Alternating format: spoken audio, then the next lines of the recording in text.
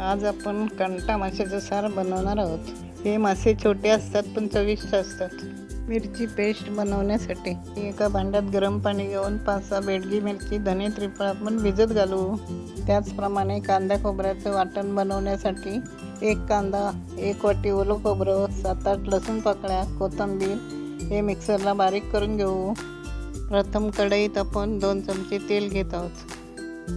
फोडणीसाठी लसूण घालत आहोत। तयार केलेली मिरचीची पेस्ट फोडणीमध्ये टाकूया। त्याचप्रमाणे तयार केलेलं कांदा, खोबरं, लसूण, कोथिंबीर याचं वाटण त्यामध्ये टाकू।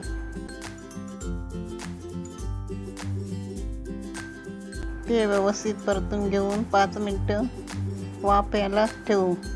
5 मिनिटांनंतर आपण कोकम, चवीनुसार मीठ आणि हळद घालूया।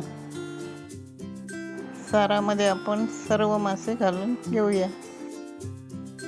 ते घालून झाल्यावर व्यवस्थित मिक्स करूया। यामध्ये प्रमाणानुसार पाणी घालूया आणि छोट्या आचेवर 10 मिनिटे ठेवूया।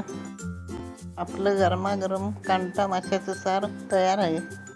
तुम्ही हे सार भाकरी, चपाती किंवा भाताबरोबर एन्जॉय करू शकता। मला ही रेसिपी आवडली असेल तर चॅनल सबस्क्राईब करा। पुन्हा भेटूया अशा छान रेसिपीसोबत।